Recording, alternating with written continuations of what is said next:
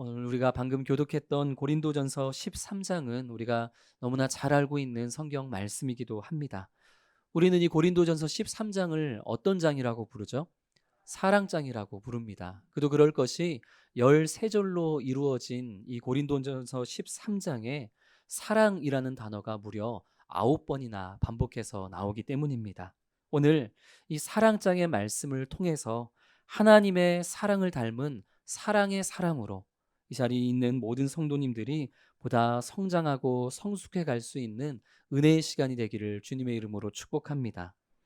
사랑장이라고 불리는 오늘 본문 고린도전서 13장 1절은 마치 사랑은 언제나 오래 참고 온유하고 시기하지 아니하고 이 구절의 말씀으로 시작해야만 할 것 같습니다.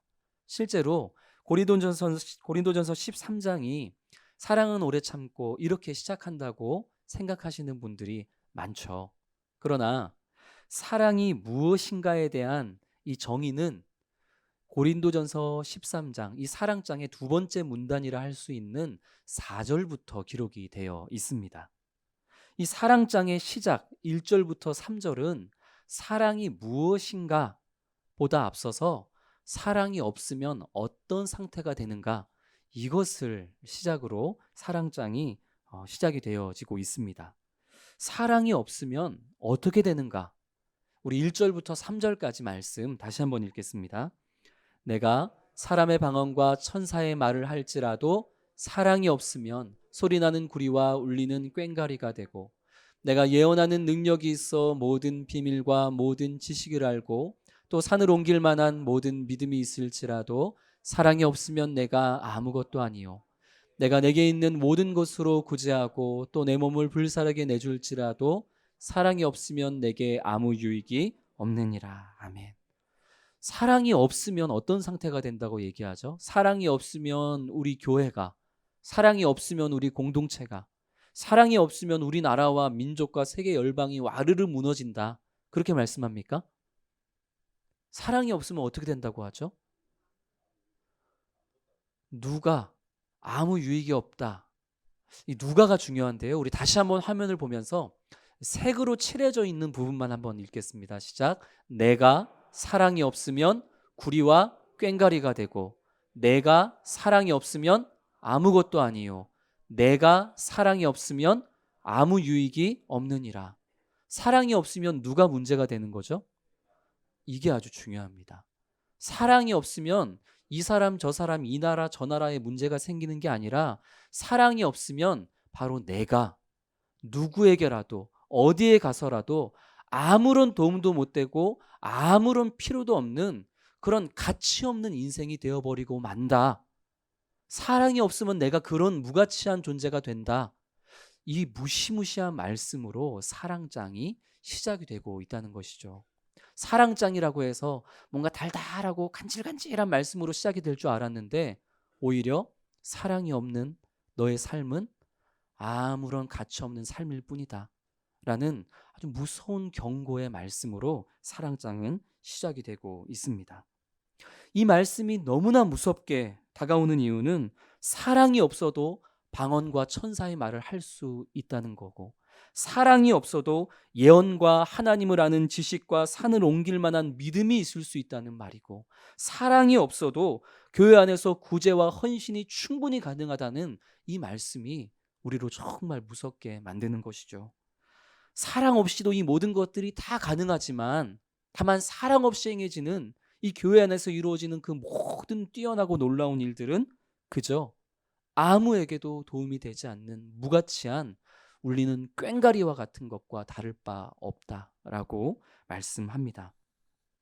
작년 7월에 이재철 목사님께서 오셔서 이 같은 본문으로 고린도전서 13장을 본문으로 주일 말씀을 전해 주셨었습니다. 그때 목사님 말씀하시기를, 부산 사랑의 교회는 낙동대로 417번에 세워진 건물이 아니라 이 부산 사랑의 교회를 구성하고 있는 성도 한 사람 한 사람이 명실상부한 부산 사랑의 교회가 되어야만 한다라고 말씀을 하셨습니다. 그 말 그대로 우리의 성도 한 사람 한 사람이 부산에 있는 사랑의 교회로 살아가기 위해서는 각자 성도들이 각자의 삶을 통해 그 사랑을 펼쳐 보여야만 한다고 말씀을 하셨죠.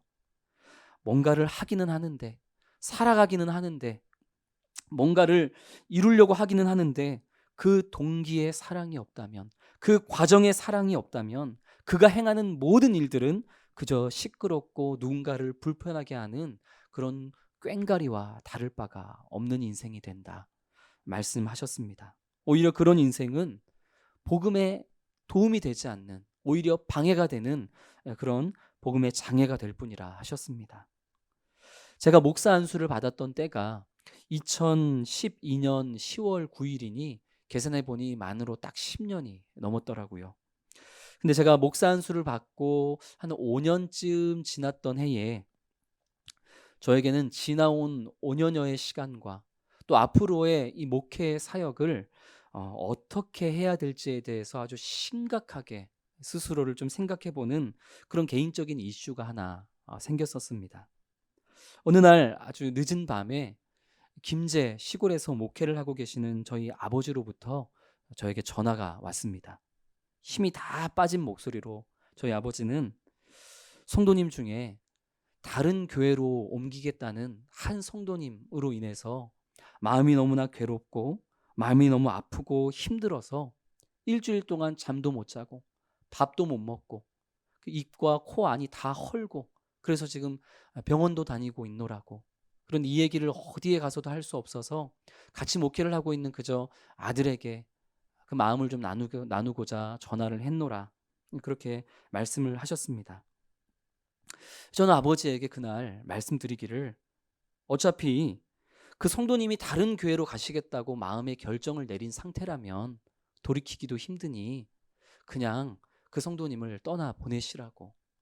교회나 아버지가 실수를 하고 잘못을 해서 그 성도님에게 상처를 준 것이 아니라 그냥 그 성도님이 그냥 다른 교회에 가고 싶어서 가겠다고 하는 것이니 그냥 그 성도님 때문에 가슴 아파하지 말고 그 가슴 아파하다가 병들지 말고 그냥 그 성도님 쿨하게 편하게 보내드리라고 저는 아버지께 그렇게 말씀을 드렸습니다. 그렇게 전화를 끊었는데 1시간 정도 지났을까요? 저희 아버님이 다시 저에게 전화가 오셔서 이렇게 말씀을 하십니다. 이성적으로는 네가 한 말이 맞지만 그리고 분명 그 성도님이 남지 않고 다른 교회로 떠나게 될 것을 그 결국은 알지만 그러나 사랑하면 정말 성도를 사랑하면 그렇게 쉽게 잘 가라고 말할 수 없는 것이 그것이 성도를 사랑하는 담임 목회자의 마음이라고.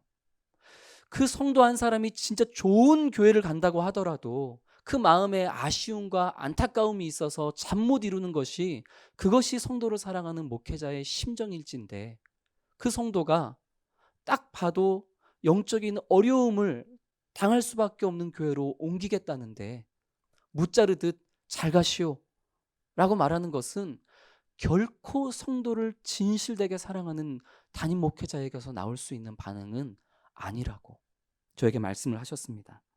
아버지는 딱 거기까지만 말씀하셨지만 전화를 끊고 나서 저는 더 많은 이야기들이 들리기 시작했습니다. 성도를 향한 그런 진실되고 그런 간절한 사랑 없이 너는 기계적인 목사로 형식적인 목회로 살아가고 있는 것 아니냐. 내면에서 그런 소리들이 계속 제 마음을 두드리기 시작하는 것이죠. 당시 목회 5년 차인 5년 차였던 저는 출석교인 8천여 명 정도 되는 대형 교회에서 정신없이 바쁘게 수많은 예배와 행사와 사역들을 감당해내면서 그곳에서 나름대로 참 열심히 한다고 잘한다고 칭찬을 받고 있던 때였습니다. 그런데 그 열심과 그 수많은 사역 속에 과연 성도 한 사람을 그 한 영혼 한 영혼을 진심으로 진실되게 사랑하는 그런 마음이 있었는가? 그 열심히 수고하는 동기가 한 영혼을 향한 사랑이었는가? 아니면은 잘한다 칭찬받는 그 칭찬받고 싶어하는 그러한 욕망이었는가? 이것을 생각해 보게 됐던 것이죠. 예수님께서 생명을 내어주실 정도로 귀히 여기는 그 한 영혼 한 영혼을 나는 그저 수도 없이 식당에 와서 밥 먹고 돌아가 버리는 그런 손님들 중에 한 사람 정도로만 여기며 나는 그냥 음식 하나 잘 만들어서 내보내면 되지. 그렇게 생각하며 사역을 하고 있지는 않았는가 생각을 하는 그런 계기가 되었습니다. 그렇게 저는 지난 5년간의 사역을 처음부터 다시 한번 크게 점검하고 되돌아보고 반성하는 계기가 되었고, 또 지금도 여전히 사역 중간중간 멈춰서서 과연 나는 사랑 없는 꽹과리와 같은 사역을 하고 있는가? 아니면 정말로 사랑의 사람으로서 사랑을 흘려보내는 그런 참 교역자로 살아가고 있는가? 그것을 수시로 점검해보는 그런 아주 좋은 계기가 되었던 기억입니다. 사랑하는 성도 여러분, 사랑이 없는 사역은, 사랑이 없는 섬김과 봉사는, 사랑 없이 세워진 직분과 권리는 아무것도 아님을 기억하는 성도님 되시기를 소망합니다. 사랑 없이 그 모든 것들 다 할 수 있지만, 그러나 사랑 없이 행한 후에 우리가 나중에 주님을 만나게 되었을 때 주님은 우리를 향해 넌 아무것도 한 것이 없다 말씀하실 수도 있지 않겠습니까? 우리 사랑하는 성도님들이 사랑이 없는 삶은 오히려 나 자신을 가장 가치 없는 존재로 만들어버리고 마는 것임을 기억하시면서 내 모든 삶의 동기와 가정과 결과가 오직 하나님의 사랑으로만 채워지는 그런 말과 행동과 삶이 되어줄 수 있기를 소망하며 순간순간을 살아가는 성도님 되시기를 주님의 이름으로 축복합니다. 사랑 없는 삶이 얼마나 무가치하고 무서운 것인지를 통해서 이 사랑장을 시작하는 사도 바울은 이제 이어서 사랑이 무엇인가에 대해서 말씀을 합니다. 우리가 잘 알고 있는 4절부터 6절, 7절까지 말씀이죠. 아마 우리 성도님들 다 암송하고 계시리라 생각하지만 우리 고린도전서 13장 4절부터 7절까지 말씀, 사랑이 무엇인지 우리 같이 읽겠습니다. 사랑은 오래 참고 사랑은 온유하며 시기하지 아니하며 사랑은 자랑하지 아니하며 교만하지 아니하며 무례히 행하지 아니하며 자기의 유익을 구하지 아니하며 성내지 아니하며 악한 것을 생각하지 아니하며 불의를 기뻐하지 아니하며 진리와 함께 기뻐하고 모든 것을 참으며 모든 것을 믿으며 모든 것을 바라며 모든 것을 견디느니라. 아멘. 이 색이 칠해져 있는 차이점을 아시겠습니까? 사도 바울은 이 사랑에 대한 정의를 긍정적인 표현과 부정적인 표현을 섞어서 사랑에 대해서 정의를 내리고 있습니다. 충분히 긍정적인 좋은 표현들만으로도 사랑이 무엇인지에 대해서 정의를 내릴 수 있었을 것 같은데 왜 굳이 이런 부정적인 표현까지 섞어가면서 사랑에 대한 정의를 내렸을까? 이 긍정적인 것들로만 요약하면 이렇게 되는 거죠. 사랑은 오래 참고 온유하며 진리와 함께 기뻐하고 모든 것을 참고 믿고 바라고 견디는 것. 그것이 사랑입니다. 이렇게 긍정적인 표현으로도 얼마든지 사랑을 정의할 수 있었는데 그런데도 불구하고 왜 사도 바울은 부정적인 단어와 표현들을 섞어서 이 사랑을 정의하고 있을까? 이 부정적인 표현들이 뭐죠? 시기해서는 안 된다. 자랑해서는 안 된다. 교만해서는 안 된다. 무리히 행해서는 안 되고 자기의 유익만을 구해서는 안 되고 성내면 안 되고 악한 것을 생각해서도 안 되고 불의를 기뻐하는 것도 사랑의 사람으로서는 해서는 안 되는 일이다. 이렇게 표현을 하며 사랑을 정의합니다. 그런데 지금 사도 바울이 열거하고 있는 이 부정적인 표현들 하나하나는 사실 지금 이 편지를 받고 있는 고린도 교회 성도들이 자신의 삶을 통해서 고스란히 드러내고 있었던 문제들이었습니다. 고린도 교회, 지금 이 편지를 받고 있는 고린도 교회 성도들은 서로 편을 갈라서 당파를 만들고 있었고 또 각자 하나님께로부터 받은 은사를 가지고 감사하며 섬기기보다는 그 은사를 가지고 서로 비교하면서 시기하고 내가 받은 은사가 뛰어나냐 네가 받은 은사가 뛰어나냐 그렇게 서로 교만하게 생각하고 또 나와 좀 다른 생각을 가진 사람들은 악한 의도를 가지고 생각을 가지고 또 무례히 행하고 공격하고 그랬던 것이 지금 이 고린도 교회 성도들의 현실이었던 것이죠. 그래서 이 사랑에 대한 정의를 듣고 있었던 고린도 교회 성도들 중에 조금이라도 영적으로 깨어 있었던 사람은 아, 사랑이 그런 것이구나 라고 반응했다기보다는 세상에 내가 저 사도 바울이 말하는 사랑과는 정반대의 삶을 살고 있었구나 라는 이 반성의 반응을 보였을 것입니다. 그것이 당연하지 않을까요? 오늘 이 사랑장의 말씀을 접하고 있는 우리의 반응도 사실은 그래야만 합니다. 오늘 이 말씀을 들으면서도 그래, 사랑은 오래 참는 거지.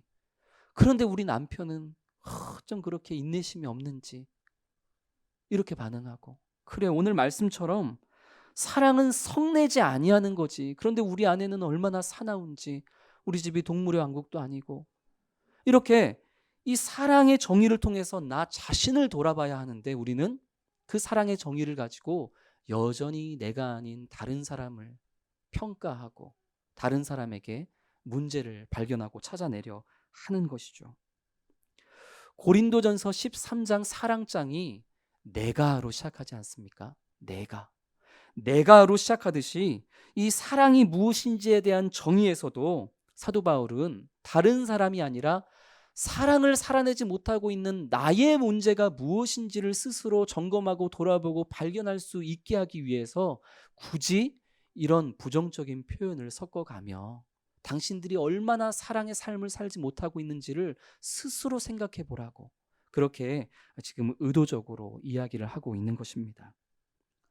성도 여러분, 이 4절부터 7절까지가 말씀하는 그대로 이 사랑의 삶을 실현해낼 수 있는 사람이 과연 있을까요?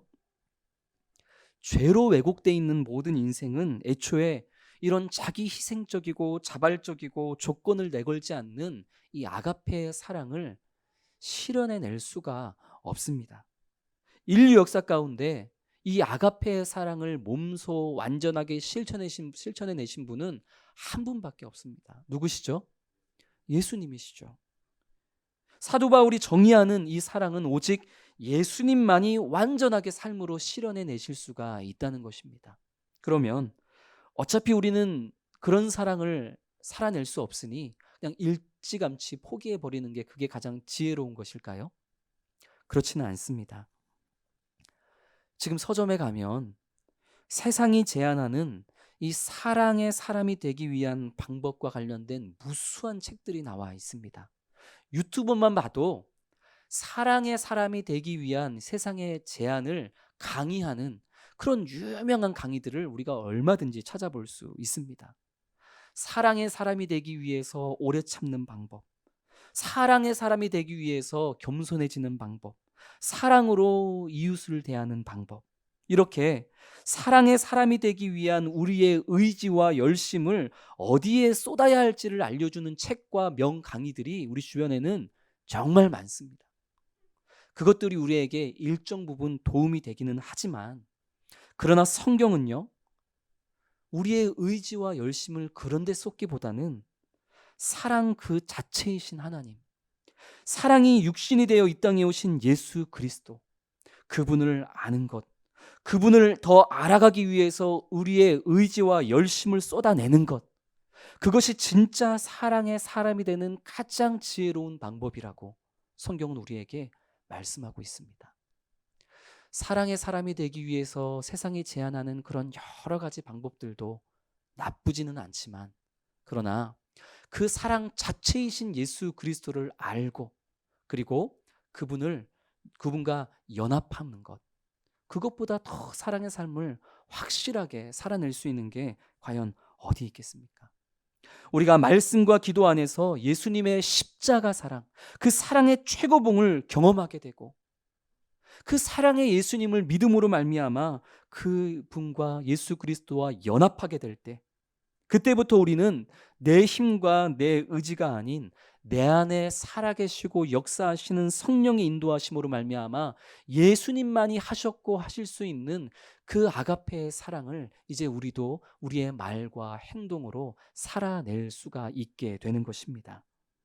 예수를 아는 것이 사랑의 시작이요, 예수와 연합하여 성령의 인도하심에 민감하게 반응하는 삶이 오늘 이 사랑장이 말씀하고 있는 그 사랑과 가장 가까운 그리스도인의 모습임을 이 자리에 있는 우리 모든 성도님들이 꼭 기억하고, 사랑의 사람이 되기 위해서 여기저기 전진전전하는 것이 아니라 사랑 그 자체이신 예수님을 깊이 알아가고 만나는 일에 우리의 모든 의지와 열심을 쏟는 성도님 되시기를 주님의 이름으로 축복합니다.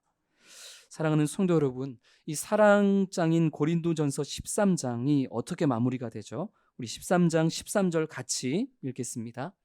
그런즉 믿음, 소망, 사랑, 이 세 가지는 항상 있을 것인데, 아멘.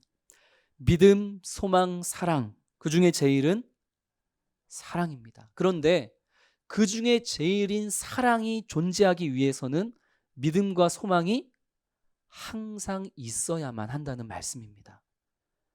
그 사랑이 제일 뛰어나더라, 우리는 항상 여기에 집중을 하죠. 그런데 13절은 그것만 말씀하는 게 아닙니다. 그 사랑이 가장 뛰어난 존재로 존재하기 위해서는 사랑, 믿음과 소망이 항상 있어야 한다는 거죠.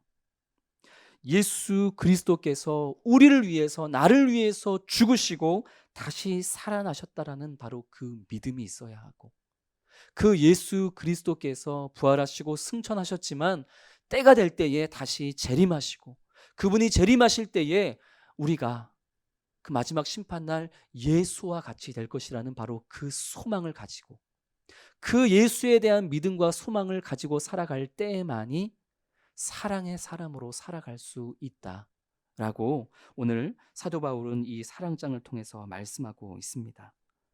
바로 예수 그리스도를 향한 바른 믿음, 그리고 그분을 통해 이루어질 그 최후의 소망, 그것이 사랑의 사람으로 우리가 매 순간을 살아갈 수 있는 유일한 길임을 고백하면서 오늘 하루도 또 우리에게 주어진 모든 시간을 더욱 주님을 향한 믿음과 소망과 사랑에 우리의 의지와 열심을 쏟아내면서 그렇게 사랑의 사람으로 살아가는 우리 모든 성도님 되시기를 주님의 이름으로 축복합니다.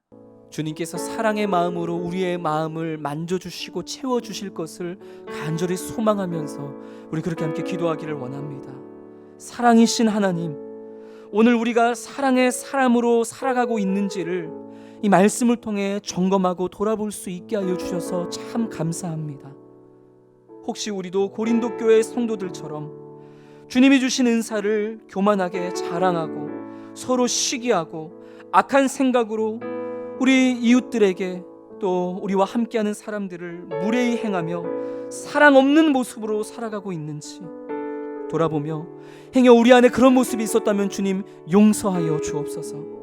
오직 예수 그리스도를 더욱 마음에 품고 믿음과 소망과 사랑을 항상 삶 속에 채우면서 그 사랑을 실천하면서 매 순간을 사랑의 사람으로 살아가는 그런 우리 한 사람 한 사람이 되어줄 수 있도록, 내가 정말 사랑 없이 살아가는 무가치한 인생이 되어지지 않도록 사랑으로 행하고 사랑으로 말하고 사랑으로 채워지는 가장 가치 있는 인생으로 주님 주신 소명의 자리를 살아갈 수 있게 해달라고 우리 간절한 마음으로 함께 기도하며 나아가겠습니다.